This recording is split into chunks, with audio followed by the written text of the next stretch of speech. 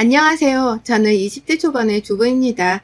저에게는 이미 2살 된 조그만 아들 하나가 있습니다. 대학 다니다가 고등학교 시절부터 입시 학원에서 알고 지냈던 남편과 사고를 쳐버리는 바람에 아이를 가져버렸고 얼떨결에 지우고자 하는 용기도 없어서 혼전 임신한 채 결혼을 해버렸어요. 당시 임신을 하고 남편한테 처음 털어놓던 날 어찌나 긴장이 되고 죽고 싶던지요. 저처럼 학생이고 직업도 없는 사람의 앞날을 내가 붙잡은 건 아닌지, 설령 아이를 낳는다 해도 젊은 우리가 독립적으로 잘 키워낼 수 있을지 깜깜한 앞날만 보여서 정말 세상이 꼭 끝나버릴 것만 같았습니다. 그런데 그때 울먹거리는 제 손을 꼭 잡으며 당장 결혼하자던 남편. 그때 제 남편은 정말로 저를 영영 두려움으로부터 구원해 줄 것만 같았어요. 나이차도 얼마 안 나는데 그렇게 굳건히 결혼하자 해주는 게 얼마나 듬직했는지 모릅니다. 그로부터 얼마 후 저희는 양가 부모님께 인사도 드리고 어찌저찌 해서 겨우 승낙을 받았어요. 사실 시부모님, 특히 시어머님은 근본도 없는 애를 임신했다고 덜컥 집안에 들이냐며 결혼 반대가 무지하게 심하셨지만 그럼 어쩌겠냐고 내 손주를 그냥 지우냐며 시아버지가 호통을 치셔서 일주일 정도 후 어머님도 울며 겨자 먹기로 승낙을 하셨죠. 그래서였을까요? 저는 유독 결혼을 하고도 시어머니께 임산부 대접을 제대로 받을 수가 없었답니다. 결혼식도 주변 사람들 보기 낯뜨겁다며 시어머니가 나서서 제지하시는 바람에 가족들끼리 조촐한 식사를 하면서 끝냈어요.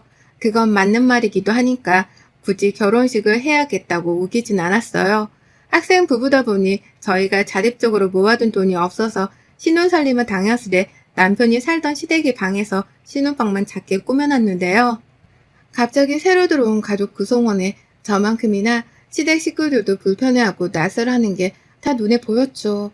그리 잘 살지도 않는 남편 내에 애꿎은 불청객 하나가 들어와 살림살이를 거덜내 보이는 딱 그래 보이는 꼴이었습니다. 그 집엔 시어머니만큼 저한테 괴로움을 안겨주던 사람이 또 있었는데요. 바로 남편의 여동생이자 저와는 동갑이었던 아가씨였습니다. 저를 싫어하는 어머님만큼이나 절 못마땅했고 좋은 대학 다니는 오빠가 곧 집안을 일으킬 줄로 여겼는지 자기 오빠의 미래를 뺏어간 사람이라며 유독 임산부에게 시켜야 할 일 못할 일을 구분 못하고 시집살이를 시키며 절 괴롭혔어요. 앉았다 일어났다 반복해 집안의 허드렛 일을 시키는 것은 물론이고 화장실에서 샤워를 하면서 자기 속옷까지 챙겨와 달라는 둥 별의별 유치한 짓거리들을 다 시켜보곤 했죠. 저요 혼전 임신만 했을 뿐이지 어디서 이렇게 구박받고 계집살이를 하며 살 만큼 어렵게 자라지도 않았고 외동딸로 태어나서 사랑받고 자라느라 자존감이 낮거나 자존심이 없는 사람도 아니었습니다. 그런데 시댁이라고 하니 무언가 숨이 턱 막히면서 제대로 말대꾸 한마디 하지 못하겠는 게 저 스스로도 갑갑하더군요. 나 하나 때문에 싸움이라도 나서 남편이 날 떠나면 어쩌나, 그래서 이 아이를 혼자 키워야 하면 어쩌나 싶어서 괜한 불안감에 오히려 더 시댁 식구들에게 수그리고 들어갔죠. 지금도 어리지만 당시 전 그저 철없는 갓성인 된 여자애에 불과했으니까요. 시댁에 사는 첫 한 달 정도 아침마다 눈을 뜨면 제 이름부터 불러 뭐 하나라도 더 시켜볼 것 없나 눈에 불을 켜고 집안 구석구석을 탐색하던 이 두 모녀의 생각에 태교에는 일도 집중을 하지 못하고 스트레스가 거의 머리 밖으로 치솟아 올라갈 정도였어요. 심지어 이대로 아이가 유산이 되어버리면 슬프겠지만 딱 좋겠다 싶을 만큼 고통스러웠던 그때 저희 친정아빠가 구세주처럼 절 구해주셨어요. 바로 제 명의의 신혼집을 사주신 겁니다. 한번 절 보고 싶다며 시댁으로 찾아왔던 부모님은 코딱지만한 방구석에서 그것도 신혼방이라고 여기저기 커플 사진을 붙여놓고 조그마한 인테리어 소품들 가져다 꾸며놓은 제 방을 보고서 가슴이 미어지셨는지 무슨 말을 못하셨죠. 괜히 멀쩡한 정장 차림의 저희 부모님이 조그만 거실 바닥에 앉아있는 게 불편했는지 시어머님은 평소엔 저한테 시켜먹던 커피 한 잔 타오는 일도 직접 나서서 하시더라고요. 하지만 집어로 난 못 준다고 한 달 새 버릇이 들어서는 저도 모르게 시어머님 따라 안절부절하며 일어나 커피 타는 걸 도와드리려는데 엄마가 저 붙잡더라고요. 그리고 니네 두 어머님들 사이에서 찌릿찌릿한 무언가가 오고 갔어요. 바로 그 다다음 날 저희 아빠는 저희 부부를 위한 신혼집을 제 명의로 마련해 주셨습니다. 그것도 시댁과는 한참 거리가 먼 30평대의 아파트를 말이죠. 그날부로 당장 시댁에 분가를 하겠다 말을 꺼냈습니다. 친정에서 아파트를 사주셨기에 당장 패기치며 더 이상 안 살아도 된다고 둘이서 새 살림 꾸려 잘 살아보겠다며 말이죠. 그런데 본인들은 해준 게 없는데 제 친정에서 아파트 하나를 떡하니 사주셨다고 하니 자존심이 상하셨는지 어머님은 무조건 안 된다며 바락바락 우기기만 하셨어요. 젊은 애들이 무슨 사치스럽게 아파트냐며 그 돈으로 여기서 함께 살면서 가족들을 위해서 살림에 여유 있게 쓰자며 오히려 아파트를 팔라는 헛소리를 해드셨죠. 그러다가 이내 어디서 무슨 말을 들은 건지 잘 살라며 이사도 직접 자기들이 도와주겠다며 나서는 바람에 얼떨결에 신혼집 탐방도 함께하고 곧 저희는 새 집에서 신혼생활을 하게 되었습니다. 시댁에서 신혼생활을 한 지 딱 2달 만에 그 집을 나왔어요. 모든 게 제자리를 찾을 줄 알았던 그때 저 걱정하고 안타까운 마음에 집까지 사주신 아빠를 생각해서라도 새 집에서는 둘이서 그리고 태어난 아기와 잘 지내야지 생각했습니다. 그런데 본격적인 저의 시집살이는 그때부터 시작되었습니다. 이사를 가고 하나둘 살림을 채워가는 것도 저희 친정에서 다 도와주셨어요. 시댁은 손끝 하나 건드리지도 돈을 보태주지도 않으셨죠. 처음부터 뭘 바라는 것도 없이 그저 시댁을 벗어나고 싶다는 생각뿐이었으니 그리 실망한 것도 없었습니다. 그런데 집이 완전히 제 모습을 갖춘 후부터 시어머니와 아가씨가 둘이서 손 꼭 잡고는 자꾸만 거리도 먼 저희 집까지 찾아오기 시작했어요. 그 흔한 신혼집 선물 하나 없이 맨손으로 와서 자기 집 마냥 돌아다니던 두 사람은 하나 남아있던 작은 방을 뭐에 쓸 거냐면서 주말 내내 그 방에서 자고 먹으며 제멋대로 찾아와서 숙박업소로 이용하듯 편히 쉬다 가길 반복했죠. 하다못해 남편도 너무 자주 오신다며 이 집은 내 명의도 아니고 며느리 명의인데 임산부 생각해서라도 이렇게 자주 오지 말라며 말도 해봤는데 무식한 사람들 귀가 어디 그리 쉽게 뚫리나요? 남편의 말은 씨알도 먹히지 않았습니다. 오히려 며느리가 시어머니가 아들도 못 보러 오게 한다며 되먹지 못한 며느리라고 전화가 와서는 한바탕 난리를 피우셨네요. 그 바람에 남편도 진절머리를 치고 그냥 시비를 안 거는 게 낫겠다고 내버려 두자 했습니다. 시어머니와 아가씨 덕분에 더 맘 편하게 아들네 부부 집에 와서는 제 집 살림을 들춰보고 마음에 드는 게 있으면 제멋대로 달라면서 가져가는 거지 같은 행태를 반복하셨습니다. 그 사이 제 아이는 어느새 2살이 되었고요. 짧다면 짧고 길다면 길 수 있는 그 시간 동안 그저 시댁 식구들이라고 참고 짓눌렸던 저의 감정이 결국 참지를 못하고 폭발해버리는 사건이 생겼어요. 바로 철없는 동갑내기 신우 때문에 일어난 두 거지 같은 모녀의 행동 때문이었습니다. 그날도 여느 때처럼 집에서 아이를 혼자 돌보고 있는데 신우이와 시어머니가 집으로 찾아오셨어요. 어찌나 정성도 가득한지 매번 그 먼 거리를 지하철을 타고서 저희 집으로 오던 두 모녀는 그날도 짐을 바리바리 싸와서는 며칠 자고 가겠다며 곧장 작은 방으로 들어갔죠. 긴 한숨을 푹 쉬며 남편한테 문자를 했습니다. 너네 엄마랑 동생 집에 또 와서 자고 간단다. 라면서 말이죠. 한참 방에서 짐을 푸는지 나오질 않고 있던 두 사람은 이내 제가 아이를 돌보고 있다는 걸 아는지 모르는지 자기 손주 조카엔 관심도 없고 오로지 뭐 먹을 건 없나 또 새로 들어온 가구며 식기는 없나 제 집안을 샅샅이 둘러보기 시작했어요. 결혼한 분들은 아실 텐데 이런 게 하나하나 얼마나 신경 쓰이고 기분이 나쁜지요.